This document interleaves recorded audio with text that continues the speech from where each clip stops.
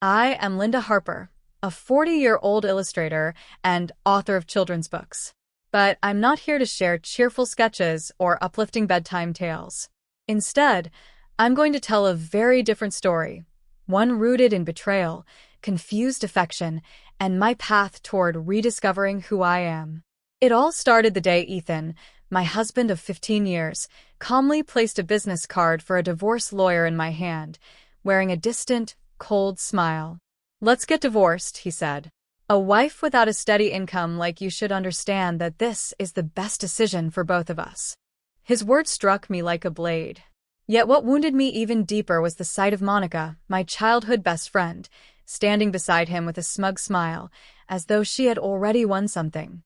The three of us, Ethan, Monica, and I, had once been inseparable. We grew up together in a small coastal town in Oregon. Monica was the kind of person everyone naturally gravitated toward, attractive, charismatic, always the center of attention. Ethan, in contrast, was quiet and reserved, though genuinely kind and considerate toward others. As for me, I was the one with a passion for art, often feeling like I faded into the background when standing beside them. In my final year of high school, I had already made plans to leave our small town and pursue fine arts at a college in New York. I never expected Ethan, the person I had secretly admired for years, to suddenly confess his feelings. "I've liked you for a long time, Linda. Will you give me a chance?" I was stunned, as I had always assumed his feelings were directed toward Monica. Still, when Monica fully supported our relationship, I accepted Ethan's proposal. In that moment, it felt like stepping into a dream. After graduating, Ethan and I married at the age of 26. We chose not to have children, since we both valued independence and wanted to concentrate on our careers. Ethan secured a position as a manager at a real estate firm, while I focused on building my path as an illustrator and writer. We traveled frequently, attended art exhibitions, and lived a relatively carefree and unburdened life together. Things began to shift when Monica married Ryan, a successful professional in the tech industry, and not long after, they welcomed a daughter named Lily. I still remember the day Monica excitedly shared news of her pregnancy. "Ethan, guess what? I'm going to need your help a lot this time. Ryan is always so busy," she said casually. Ethan responded without hesitation, agreeing to help. At first, I didn't think much of it. Monica was our closest friend, and Ethan's willingness to assist her seemed natural. However, over time, Ethan began spending an increasingly concerning amount of time with Monica and Lily. He even quit smoking because Monica disliked the smell. He frequently took time off work to drive her to medical appointments or look after Lily whenever Ryan was unavailable. Gradually, I started feeling uneasy and frustrated. "Ethan, don't you think this is going too far?" I asked him. "Ryan might become upset if you keep interfering in their family matters." I warned him, but Ethan frowned and responded sharply, "You're always busy with work and don't care about anyone. Monica needs my help, and you just don't understand that, do you?" Arguments became more frequent. The gentle husband I once knew seemed to have changed. His attachment to Monica and her daughter appeared stronger than his connection to me. There were even occasions when he missed important moments in our own lives just to be with them. The situation reached a critical point during Lily's kindergarten graduation. The night before the ceremony, Ethan was searching through the closet for a suit. "What are you doing?" I asked, confused. "I need something appropriate to wear for Lily's graduation. Monica asked me to attend in Ryan's place," he replied, as if it were completely normal. I couldn't believe what I was hearing. "You're going to their daughter's graduation instead of Ryan? Don't you think that's inappropriate?" Ethan shot me a cold look. "You're being unreasonable. I'm just helping a friend. Why can't you be more understanding?" In that moment, I realized our marriage was nearing its end. Ethan and Monica had clearly crossed boundaries that should never have been crossed. I felt as though I was being pushed out of my own life. My story was only beginning to unfold. I started to notice subtle signs that something was wrong as Ethan slowly distanced himself from me. At first, he offered explanations such as working late or meeting clients on weekends. But over time, his presence in my life diminished further, while his involvement with Monica and Lily grew unmistakably stronger. A quiet sense of unease settled within me, though I tried to resist letting negative thoughts take over. The truth finally surfaced when Ryan, Monica's husband, arrived at my home late one evening. His expression showed both exhaustion and concern. I opened the door and invited him inside, wondering what had brought him there at such a late hour. "Linda, I need to speak with you about Ethan and Monica," he said in a low, serious tone that immediately made my heart tighten. We sat facing each other in the living room, where the warm light from the lamp did little to ease the heavy tension between us. Ryan went straight to the point. "For the past few weeks, I've been tracking Monica's car. She's been frequently visiting a small hotel outside the city," he explained, "and Ethan is always there with her." He then showed me the GPS records from Monica's vehicle. The locations and timestamps left no room for doubt. Each figure on the screen felt like a sharp dagger, piercing through me. I struggled to find words. A part of me desperately hoped it was all a misunderstanding, but the look in Ryan's eyes confirmed the painful reality. There was no longer any doubt. He said, his gaze steady, that he wanted us to confront them, but emphasized that the most important priority was ensuring Lily remained protected from any harm. I gave a quiet nod. The sense of betrayal was unmistakable, and at that point, Ryan and I found ourselves united by the same emotional wound. Together, we began making plans to collect additional evidence. Ryan started working remotely so he could monitor Monica's activities more closely, while I immersed myself in my work, both to increase my income and to distract myself from the emotional turmoil I was enduring. Ethan, completely unaware that I had discovered the truth, continued living his double life as though nothing had changed. During this period, I gradually grew closer to Lily. Ryan often brought her to my home whenever Ethan and Monica were away. Although Lily was not Ryan's biological daughter, he treated her with the same care and affection as if she were his own child.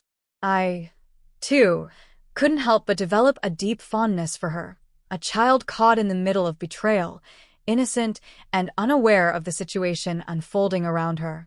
However, just when things seemed to fall into a somewhat stable routine, I received devastating news. One morning, while I was working in my studio, I suddenly became dizzy and collapsed to the floor. When I regained consciousness in the hospital, the doctor informed me that I was suffering from a serious illness and would require long-term hospitalization. My world was shattered once again. From that moment forward, I was not only battling betrayal, but also fighting for my own health and survival. Despite everything, I tried to remain composed when I informed Ethan about my condition. I had hoped that, despite the cracks in our relationship, he might still show some level of concern as my husband. However, his response was cold and indifferent. He simply said he would try to visit me whenever he found the time, without asking a single question about my diagnosis or treatment. During the first 2 months of my hospital stay, he visited only once, and after that he stopped coming altogether. Meanwhile, Monica and Ethan continued their relationship as though I no longer existed. What hurt me even more was observing how Monica began to neglect Lily more and more. Ryan did everything he could to shield the little girl from emotional pain, but Lily herself started to notice the change. "Does Mom not love me anymore, Miss Linda?" Lily asked one day, and her words left me speechless. I held her close and assured her that Ryan and I would always be there for her, no matter what happened. During my extended time in the hospital, I came to a realization: I could no longer allow myself to remain a victim. Ethan and Monica had treated me as nothing more than an obstacle in their lives, but I would not allow them to succeed without consequences. Although Ryan and I had already gathered substantial evidence, we chose not to act immediately.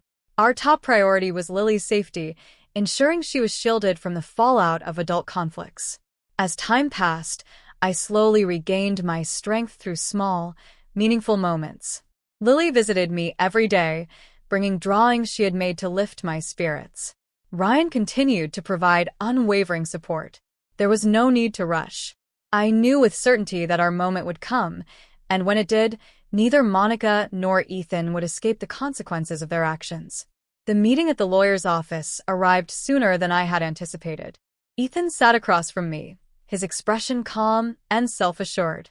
He suggested we proceed with the divorce, claiming that we both needed the freedom to pursue our individual lives. He insisted there was no reason to make things complicated, speaking as though it were nothing more than a routine business transaction without emotional weight. Standing beside him, Monica crossed her arms, her face reflecting clear satisfaction.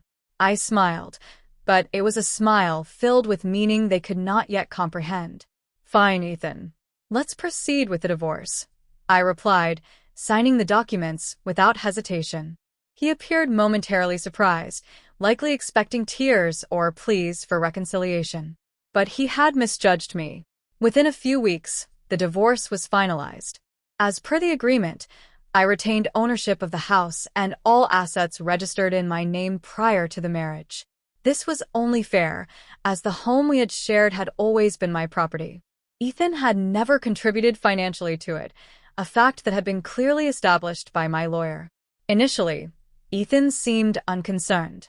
He assumed that, with Monica and Ryan, whom he believed was unaware of the affair, supporting him, they would quickly find a new place to live comfortably. What he did not realize was that Ryan had already made his own arrangements. One morning, as Ethan and Monica were preparing to move out, they received an unexpected call from a real estate agent. They were informed that their lease for the new apartment had been canceled immediately, with no room for discussion.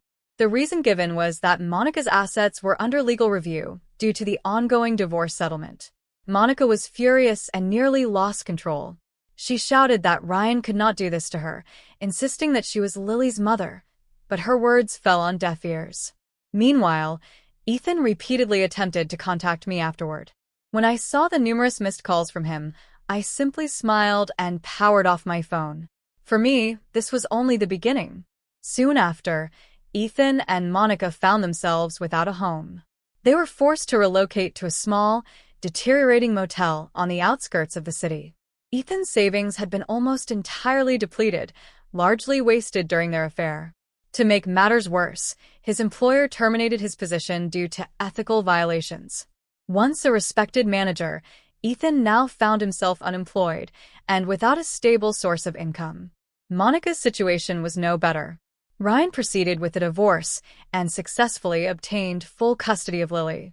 With compelling evidence of Monica's infidelity and neglect, she had little to no chance of challenging the ruling.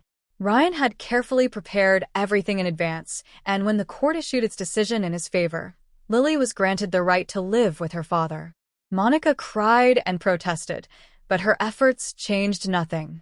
Later, when Monica came to me in desperation, I looked at her silently without uttering a single word.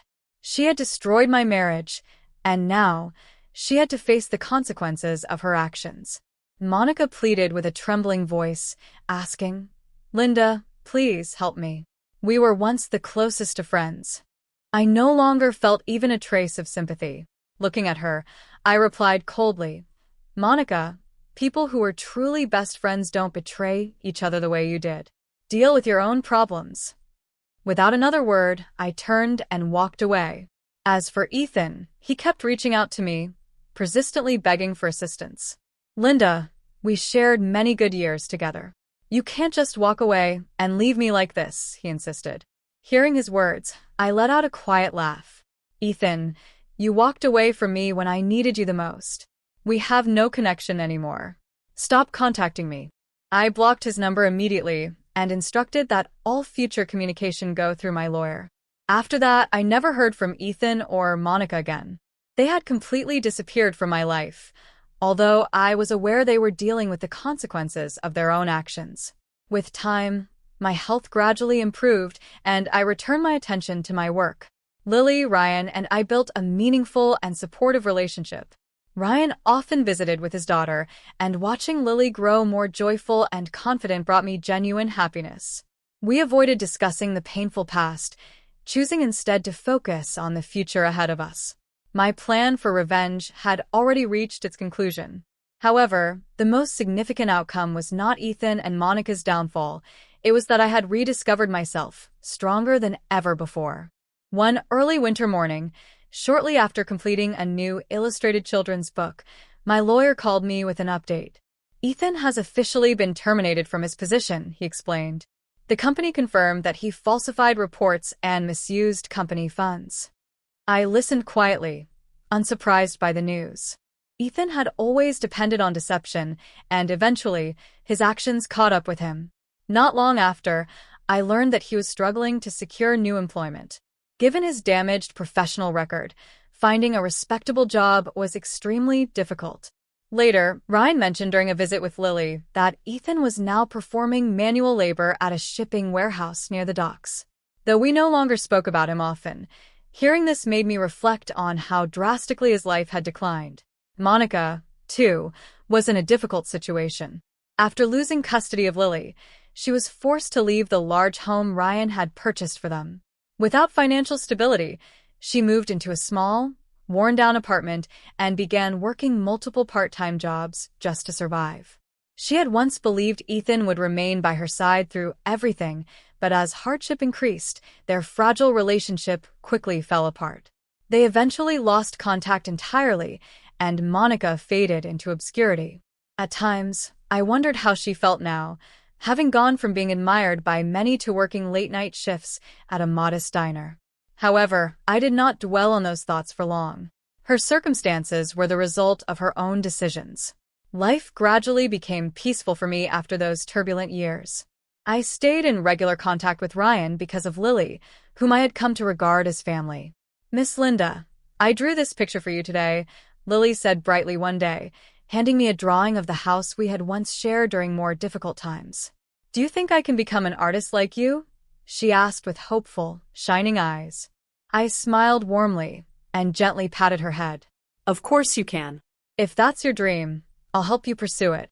Lily became increasingly dedicated to her education and aspirations.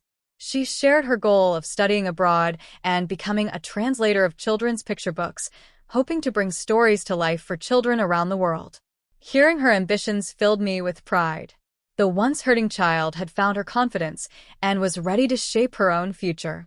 Meanwhile, my own career in writing and illustration continued to flourish. My books were loved by both parents and children, and one of my works was even being adapted into an animated film. Even during my time in the hospital, I never stopped working, using each page of my stories as a source of strength while I battled illness. Eventually, my doctor delivered encouraging news. "If your progress continues like this, you may be discharged next year," he told me. It was the most hopeful message I had received in a long time. After everything I had endured, I could finally see a light ahead. Ryan and Lily visited me regularly during my hospital stay. One day, when we were alone, Ryan gently held my hand, his expression both serious and tender. "Linda," he began, "I've been thinking about this for quite some time. I would like you to consider remarriage. I understand you may not be ready, but I want us to build a life together, a home where Lily feels secure and happy." His proposal caught me off guard. My heart, which had once been guarded by past pain, had slowly begun to open again through the presence of Ryan and Lily. I didn't give him an immediate response. "Ryan, could you give me some time?" I said softly. "I truly appreciate your feelings, but I need to think carefully before making a decision." He smiled and nodded gently. "I'll always wait for you, Linda. There's no hurry." After he left, I looked out of the hospital window, feeling the soft spring breeze moving through the trees. A promising future seemed to lie ahead. Though I had been broken before, I now understood that I had become stronger than ever. My journey was still ongoing. I continued writing, not only for children, but also for myself, as someone who had learned to rise from hardship and find meaning in life's smallest moments. I had come to realize that no matter how many challenges life presented, I would no longer give up. The story of Linda Harper is one of overcoming betrayal, emotional pain, and loss in order to rediscover one's true self. Those we trust most can sometimes cause the deepest wounds, yet instead of being consumed by that pain, Linda confronted it directly, rebuilt her life, and found strength through love, her career, and the people who genuinely cared for her. Life will always present obstacles, but if we persist and refuse to surrender, happiness will eventually be found at the end of the path. What are your thoughts on Linda Harper's journey? How do you feel about her choices and transformation? Feel free to share your opinions in the comments below, and don't forget to follow for more inspiring life stories.